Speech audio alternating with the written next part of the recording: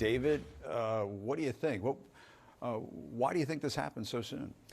Well, first of all, presidential campaigns end usually for one main reason, and that is that the money dries up. Yeah. And the money dries up when you are not performing up to expectations. And that is what has happened here with Ron DeSantis. You know, you fall 30 points behind Donald Trump in Iowa after you had you just bet the whole farm on Iowa, right, if you will, and that was a really disappointing, distant second place showing. So he came out of Iowa with no momentum to build in New Hampshire, not a natural electorate for him anyway. And you know, it's so intriguing.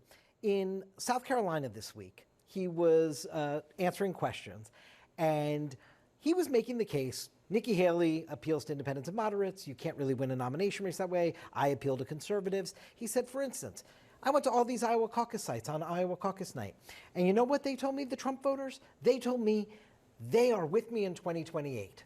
Well, you know, that to me indicates that you have this monster of a blockade if you are Ron DeSantis, and that is Donald Trump. You're appealing to a lot of the same voters and trying to make yourself the Trump alternative, except these are not voters looking for a Trump alternative. They want to double down on Trump, and they were talking to those same kinds of voters.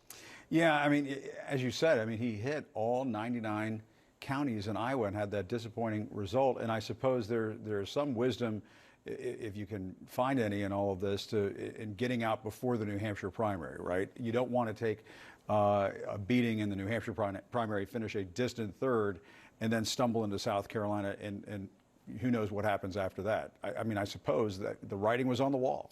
There's no doubt. He was sort of not part of the New Hampshire conversation. He had already faded so substantially because he had pulled himself off the air largely in New Hampshire. He wasn't even in the final weeks when they put everything into Iowa. And so what happened is, you're right, he would have been very much a third distant. I mean, we had a poll out this morning, Jim. It showed him with 6% support in New Hampshire. So he was sort of a non-factor. And so how do you build momentum off of a non-factor in New Hampshire when you've got weeks to go before the South Carolina primary, where all the polling shows Donald Trump pretty significantly ahead, and of course it's Nikki Haley's home state. So the path ahead for DeSantis, as he acknowledged in his remarks today, there was no clear path ahead to this nomination. And so he just acknowledged the reality of the situation. There was no point to stay in this race for him.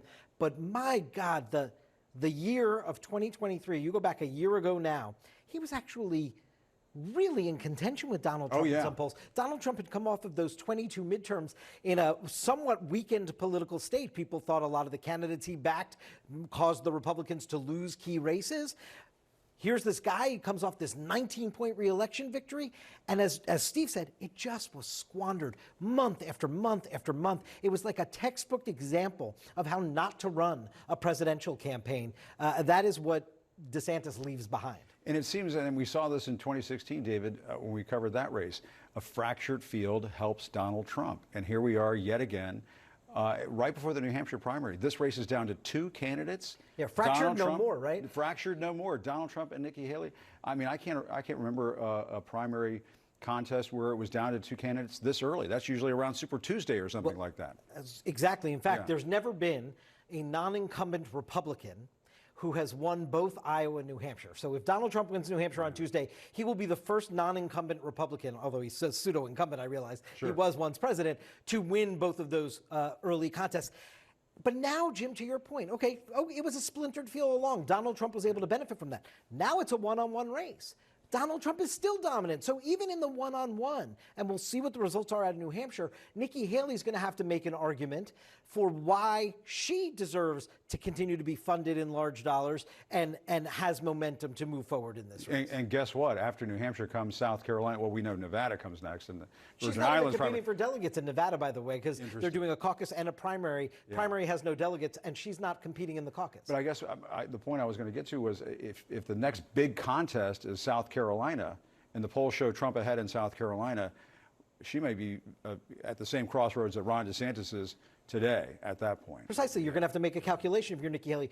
Do I want to be embarrassed in my home state? That is a question as you plot your own political future. So we will see how Nikki Haley performs in New Hampshire. We got 48 hours to go. She's obviously going to run through the tape on New Hampshire. She said it, I was with her in Amherst, New Hampshire on Friday.